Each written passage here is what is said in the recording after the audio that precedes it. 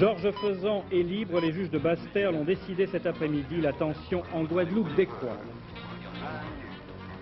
Auteurs d'un hold-up avec prise d'otage à Paris, 3 policiers viennent d'être démasqués par leurs collègues.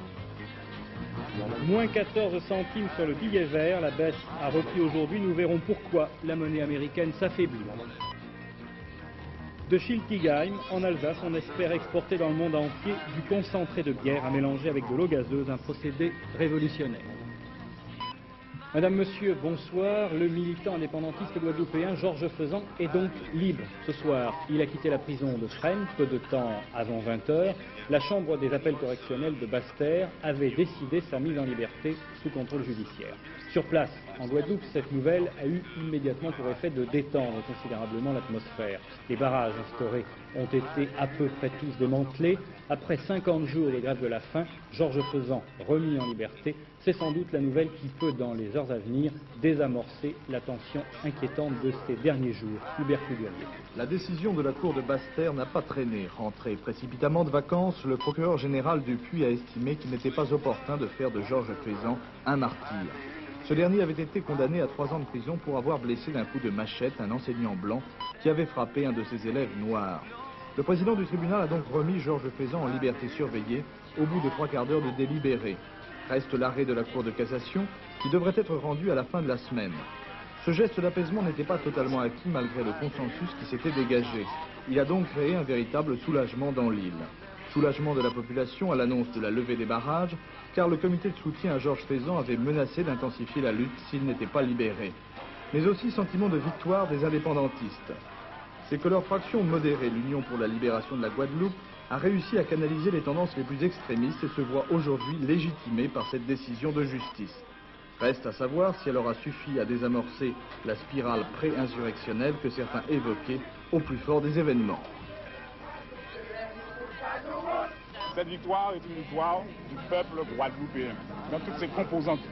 C'est-à-dire qu'il y avait, dans cette mobilisation appelée par les organisations, l'ensemble des catégories sociales et politiques qui composent ce peuple. Il y avait tout un peuple là. Il y avait des indépendantistes, il y avait des gens qui ne sont pas encore d'accord, mais tout ce peuple a senti qu'il y avait une grave injustice et qu'il fallait qu'elle se mobilise face à cette grave injustice.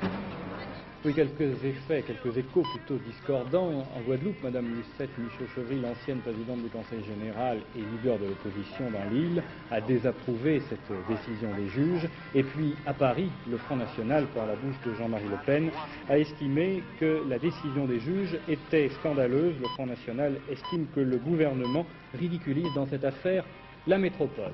La véritable question ce soir, c'est finalement de savoir si cette décision judiciaire va calmer ou bien encourager les surenchères, alors qu'il est bien trop tôt pour le dire.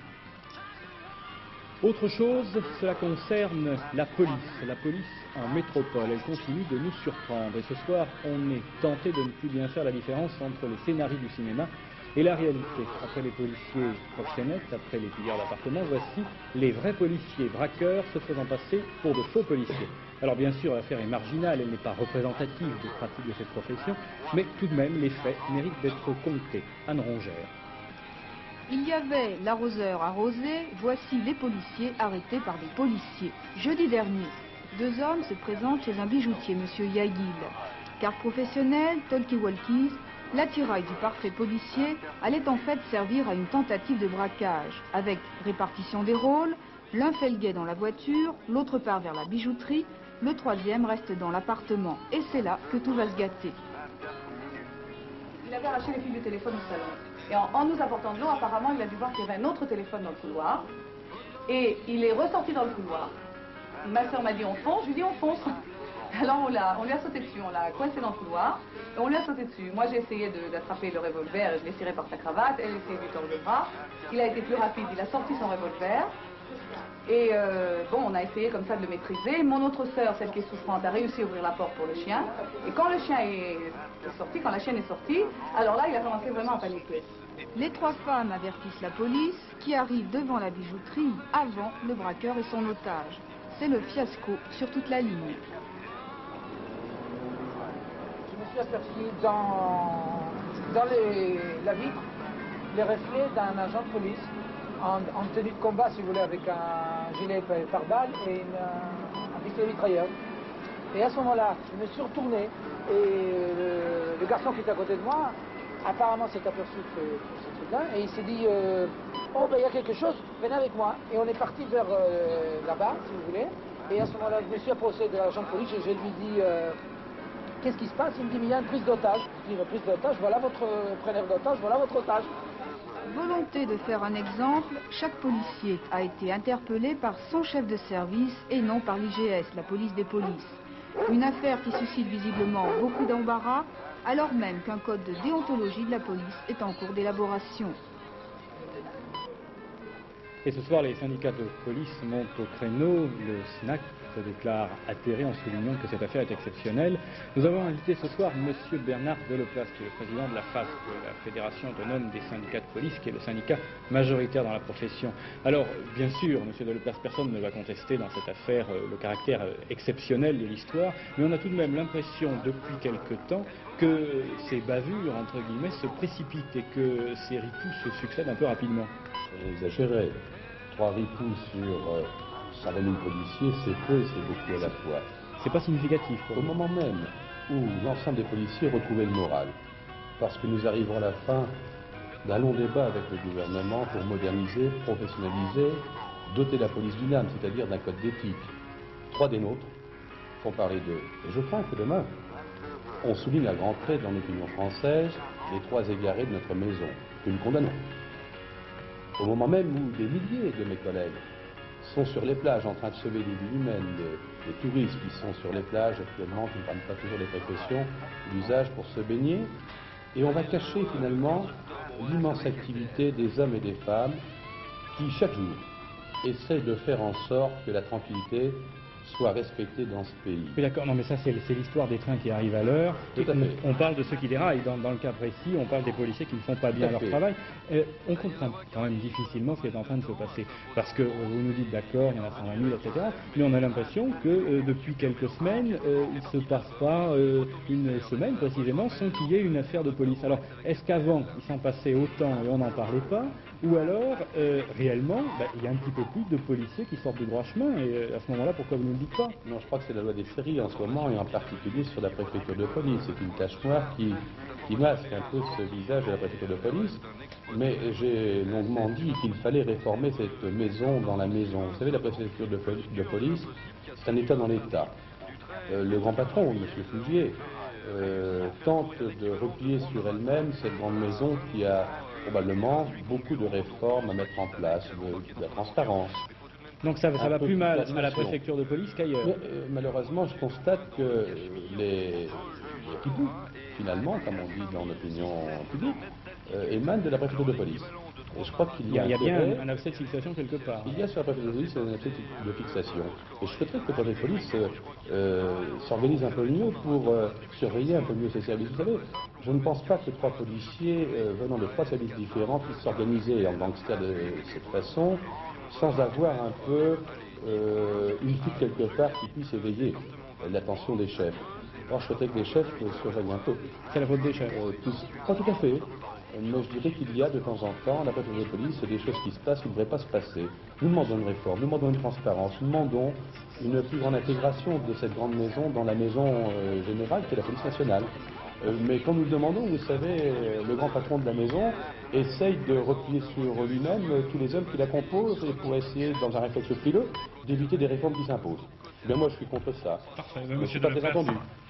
Je vous remercie en tout cas d'être venu nous parler ce soir de cette affaire des ripoux dont on espère effectivement qu'elle sera sans doute une des dernières. J'espère.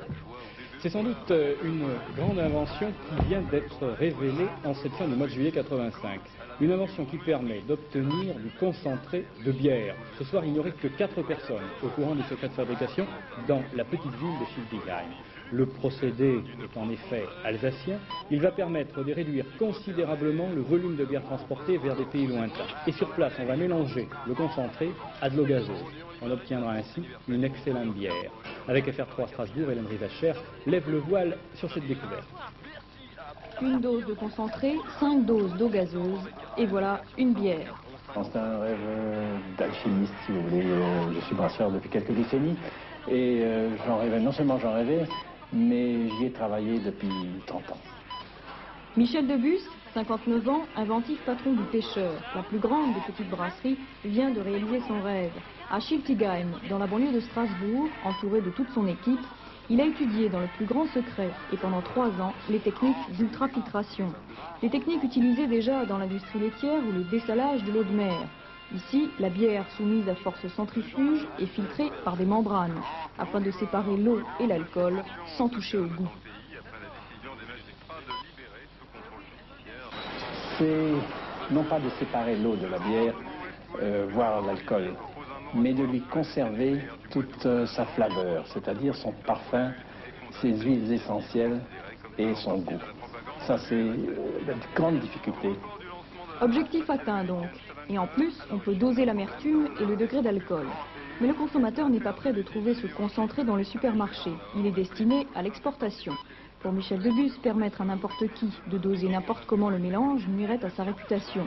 Le dosage de l'eau gazeuse doit être rigoureux, sous peine de perdre le goût de la bière. La brasserie du Pêcheur livrera donc à ses clients étrangers le concentré, à partir duquel ils fabriqueront eux-mêmes de la bière en bouteille. Les Japonais sont déjà très intéressés, mais les brasseurs alsaciens visent aussi l'Afrique du Nord, les 2 Amériques et l'Europe. Cette invention permettra en tout cas à ce petit groupe de bien résister aux géants de la bière. Le vice-amiral Escrigas, qui a été tué aujourd'hui dans un attentat à Madrid, était l'homme de confiance du ministre espagnol de la Défense. Cet assassinat n'a pas été revendiqué, mais la personnalité de la victime ne laisse que peu de doute sur l'identité des auteurs, l'organisation indépendantiste basque ETA militaire. Tous les jours à la même heure, le vice-amiral Escrigas empruntait cette rue, malgré les recommandations des services de sécurité. Il était l'homme de confiance du ministre de la Défense espagnol. Une voiture s'est mise en travers de sa route, un jeune homme en est sorti, mitraillette au poing. Le vice-amiral Escrigas est abattu et son chauffeur grièvement blessé. L'attentat n'a pas encore été revendiqué, mais les douilles de 9 mm retrouvées sur place sont la signature des commandos de l'ETA militaire. Depuis que les socialistes sont au pouvoir à Madrid, 12 officiers ont été victimes ainsi d'attentats. Le jour même de l'entrée de l'Espagne dans le marché commun, 2 attentats au plein centre de Madrid et un autre au Pays Basque faisaient 4 morts. Le gouvernement espagnol croyait pourtant avoir réussi à affaiblir la branche extrémiste de l'ETA en convainquant Paris de participer à la lutte contre le terrorisme basque, mais surtout après le pacte de législature conclu avec le gouvernement autonome basque. Mais la branche dure de l'ETA s'est reconstituée, souvent avec des hommes et des femmes qui ne sont pas connus des services de police espagnols. Oui, puis on vient d'apprendre qu'une personne, apparemment un policier, a été abattu il y a quelques minutes de cela à Vitoria, dans la province d'Álava. On n'en sait pas plus. Jusqu'à présent, l'identité de la victime n'est toujours pas connue. L'Union soviétique a décrété aujourd'hui un moratoire sur les explosions nucléaires à partir du 6 août, et ça jusqu'à la fin de l'année. Moscou a invité Washington à en faire autant, mais les États-Unis ont rejeté tout à l'heure cette offre, considérant que ces moratoires servaient surtout la propagande ou les propagandes. Il faut dire qu'en ce moment, l'URSS et les États-Unis regardent en direction d'Helsinki, où se trouvent à partir de demain les cérémonies commémoratives du 10e anniversaire de la signature de ce qu'on nomme improprement les accords, qui portent le nom de la capitale de la Finlande. Entrée sur la scène internationale du successeur de M. Gromyko, le nouveau chef de la diplomatie soviétique, Édouard Shevardnadze, l'ancien responsable du Parti communiste de Géorgie. Il s'est borné à prononcer quelques brefs propos sur les circonstances et l'esprit d'Helsinki. On verra dans les jours qui viennent comment M. Shevardnadze se comportera face à ses collègues. Il faut dire que cette conférence sur la sécurité et la coopération en Europe est l'un des événements les plus discutés de ces dernières années. Memona Internet. 1er août 1975, toute l'Europe, sauf l'Albanie, les États-Unis et le Canada signent l'acte final d'Helsinki. On parle d'un événement historique. L'UE et les pays du bloc de l'Est promettent la liberté d'opinion et d'expression, le droit d'aller et de venir, le libre choix des gouvernements. Ce n'est pas un traité contraignant, mais un engagement moral. En échange, pour la première fois depuis la fin de la guerre, l'Ouest reconnaît implicitement l'intangibilité des frontières, le non-recours à l'intervention militaire pour modifier la carte politique de l'Europe. C'est ce qu'on appelle la troisième corbeille des accords d'Helsinki, celle des droits de l'homme. En 1977 à Belgrade, puis à Madrid en 1983, à Ottawa en mai dernier, les rencontres pour appliquer ces accords ont montré que l'acte final d'Helsinki était resté lettre morte. Entre-temps, l'URSS avait envahi l'Afghanistan. Partout, les dissidents qui avaient pris l'acte final d'Helsinki comme porte-drapeau de la liberté ont été vite mis au pas. En URSS, 49 personnes chargées de l'application des accords sont détenues ou reléguées selon la Société internationale des droits de l'homme. L'affaire Sakharov, la condamnation à 13 ans de travaux forcés d'Anatoly Sharansky notamment, ont donné à l'Occident la certitude d'avoir été dupé par l'Union soviétique à Helsinki. Écraser la dissidence organisée autour de la Charte 77 en Tchécoslovaquie, museler l'opposition en Pologne. Arrestation, procès, mort mystérieuse, la déception est grande 10 ans après. Un nouveau chef d'État en Ouganda. Il s'agit du général Tito Okello, le commandant en chef de l'armée. Il a prêté serment aujourd'hui. On le voit ici sur des images qui datent de 5 ans. Il est le militaire le plus gradé de son pays, moins de 3 jours après le putsch qui a renversé le régime civil du président Milton Obote. On en sait donc ce soir un peu plus sur le rapport de force dans ce pays, c'est-à-dire l'Ouganda. À Cap Canaveral, le lancement de la navette spatiale Challenger vient d'être reporté une nouvelle fois. C'est un problème dans l'un des propulseurs qui a obligé la NASA à prendre cette décision. Le 12 juillet dernier, le lancement de Challenger avait déjà été annulé à 3 secondes, simplement 3 secondes du départ. Le dollar, il a perdu aujourd'hui 14 centimes. La monnaie américaine est cotée 8 francs 62 à Paris. Ce recul est également perceptible à Londres, à Tokyo et à Francfort. C'est un mouvement à la baisse dont les spécialistes assurent qu'il est lié à l'attente de mauvais résultats de l'économie américaine. Alors, Claude Guénoux, quels sont ces mauvais résultats de l'économie américaine? Et oui, en effet, on s'attend à un mauvais résultat pour l'économie américaine. Ces résultats seront connus dans quelques jours, à la fin de la semaine, quand les statistiques seront publiées. On parle notamment d'un rapport très pessimiste sur l'emploi. La croissance aux États-Unis s'est ralentie et cela a entraîné une baisse de création d'emplois. Et puis on attend surtout les chiffres du déficit commercial pour le mois de juin, et ces chiffres s'annoncent très mauvais. Il faut dire que le déficit commercial américain, c'est un peu la bête noire de ce gouvernement, puisqu'en 1905, puisque cette année, il va avoisiner les 150 milliards de dollars. C'est donc énorme, ça pèse énormément dans les finances des États-Unis. Donc en attendant la publication de ces chiffres que l'on pense déjà mauvais, les détenteurs de capitaux se montrent prudents et ont tendance à se replier sur les devises européennes, le mark ou le franc. Mais cette nouvelle glissade du billet vert américain n'est pas nouvelle. Elle fait suite à celle qu'on avait vue avant la période du 19 juillet, quand la lire a été dévaluée. Maintenant que les choses sont rentrées dans l'ordre, qu'il y a une nouvelle confiance sur les devises européennes, les détenteurs de capitaux se replient sur l'Europe.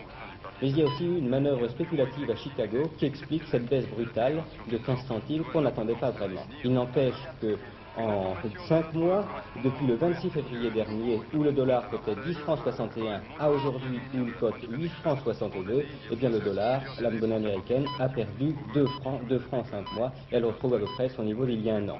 Bien sûr, le franc n'est pas le seul à en profiter, il y a également le mark, le yen, la livre. Le mark s'est comporté très bien à 2 Deutschmark 83 pour $1. Ce n'est pas mauvais pour l'économie française puisque ça va alléger notre facture pétrolière que nous payons en dollars. D'ailleurs, on s'en est rendu compte un peu à la pompe où les prix ont baissé.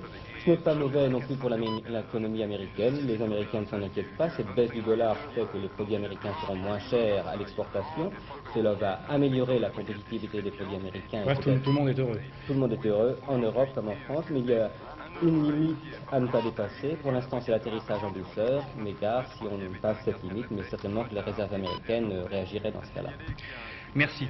L'aventure de Luc Berthier, retrouvé sain et sauf 7 jours après son naufrage alors qu'il participait à la course du Figaro, cette aventure n'aurait jamais été possible s'il n'avait pu prendre place à bord de son radeau de sauvetage. Savoir survivre passe par l'utilisation de ce petit container obligatoire sur la plus grande partie des voiliers. Le radeau de sauvetage ou de survie, c'est une merveille d'imagination et d'organisation. Pour bien s'en convaincre, Hélène Erlingsen a décidé de faire elle-même le test cet après-midi. Il pèse environ 40 kilos, il est discret, mais regardez bien, très efficace.